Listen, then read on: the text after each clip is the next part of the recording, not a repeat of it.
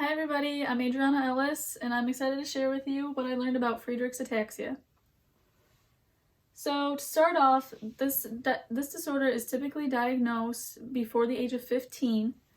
So some symptoms include ataxia, which is a lack of coordination, dysarthria, a slow or slurred speech, poor balance, difficulty swallowing, decreased gross and fine motor skills, and cardiomyopathy. And as of right now, there is no cure, and it's a lifelong disease.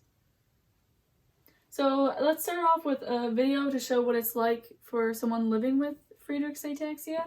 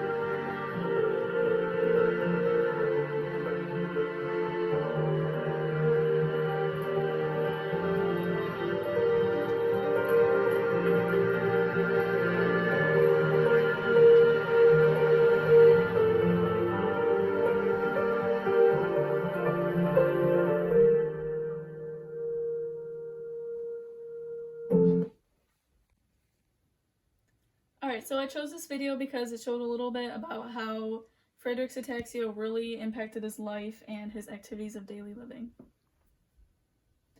So let's talk about the etiology. So what's the cause of Friedreich's ataxia? So Friedreich's ataxia is an inherited recessive allele on the gene FXN, which causes the production of frataxin. Frataxin is a protein that helps the mitochondria function. And as you all know, the mitochondria is responsible for producing energy for cells. And cells that use a lot of energy that the mitochondria produces are nerve cells and heart cells. That's why people with Friedreich's ataxia have these symptoms related to lack of coordination, just nerve cells dying, and then heart cells, so like the cardiomyopathy. And so the dying nerve cells lead to a lack of sensation, which often starts in the legs, and that is why typically people with Friedreich's ataxia need wheelchairs. Poor gait and balance.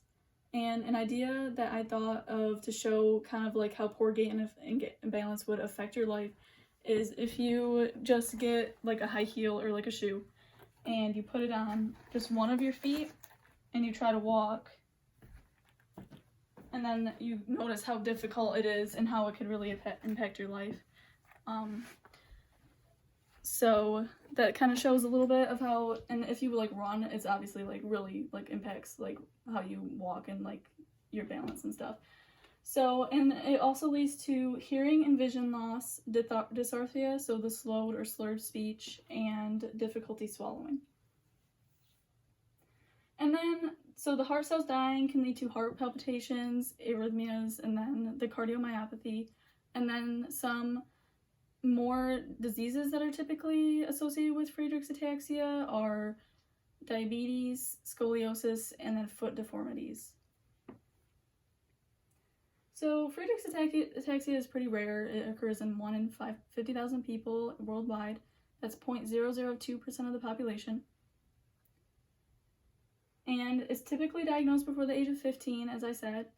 It worsens over time, and within 10 years, most people need a wheelchair or like a walker to ambulate. And then it shortens the lifespan.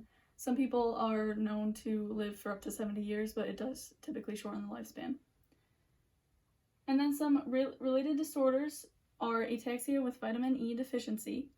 And this is different because if you take a vitamin E supplement, your symptoms don't progress as worse as with Friedreich's ataxia.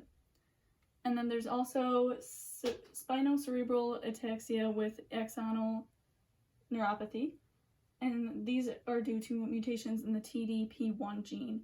And both of these are both recessive alleles, so they are also quite rare. So then risk factors, as I said, if both parents carry the recessive gene, then there's a 25% chance. So as seen on this Punnett square, this is a recessive, and so you have a 25% chance.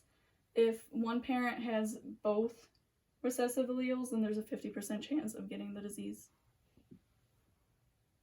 And then medical management, so physical therapy, speech therapy, surgery for musculoskeletal issues such as scoliosis or the foot deformities, and then braces can help, as shown in the video. And then there's treatments for the other conditions like diabetes too. And so this is a little bit about how occupational therapy can help. I looked at the domain and the AOTA framework and looked through some of the ADLs, so you can tell, like in the video, brushing his teeth was difficult due to the lack of coordination. Eating may be difficult due to difficulty swallowing, and then walking with the gait and balance. And then leisure, so some other occupations they won't be able to do, like if they had done it before, like fishing and such, if they need to use their balance and coordination. It might be more difficult.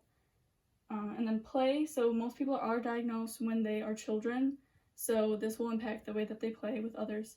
And then social participation, this will impact, as shown in the video, he wanted to go roller skating and he was able to, but it may impact his social participation in that way. So then some related precautions just with transferring and wheelchairs, or ambulating, sorry. So people use wheelchairs, walkers, canes, such like that. And then they may need routine checkups for their diabetes or their heart issues like cardiomyopathy. And then here are my references. And then we're going to do a mini Jeopardy interactive piece. Hi everybody, so this is Julia and Chris, her fiance, here to help me out with mini Jeopardy. So let's start off with Julia. Which category would you like to choose? Let's do miscellaneous for 200. All right. Most people with Friedreich's ataxia are diagnosed by this age. Chris? What is 15? That is correct. It's 15. Go ahead. Thank you. Choose your category. Let's go with etiology 400. All right. This trinucleotide repeat decreases the production of frataxin. Julia, what is the GAA trinucleotide repeat? Yes, the GAA trinucleotide repeat produces frataxin. Or decreases the production of frataxin, sorry. Go ahead. Choose a category. Let's do pathophysiology for 400. Alright. Lack of sensation often starts in this part of the body in those who have Friedreich's ataxia. Chris. What is the lower extremity? That's true. It starts in the lower extremity. All right, Okay. let's go with miscellaneous for 400. So I gotta give you your points. Alright.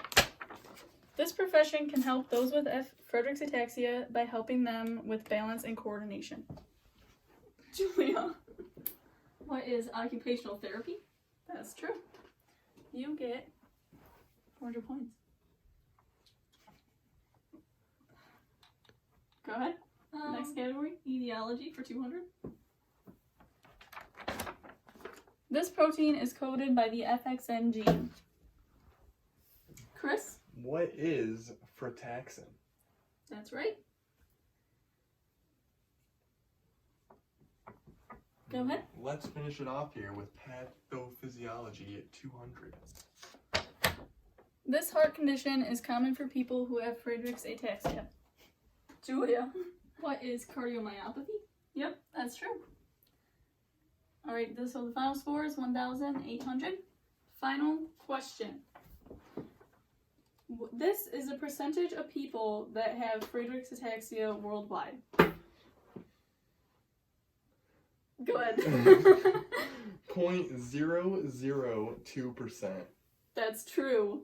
Chris wins. Woo! You get 500 points for the last one. Heck yeah. Alright, thank you guys. I hope you learned a little bit about Friedreich's ataxia.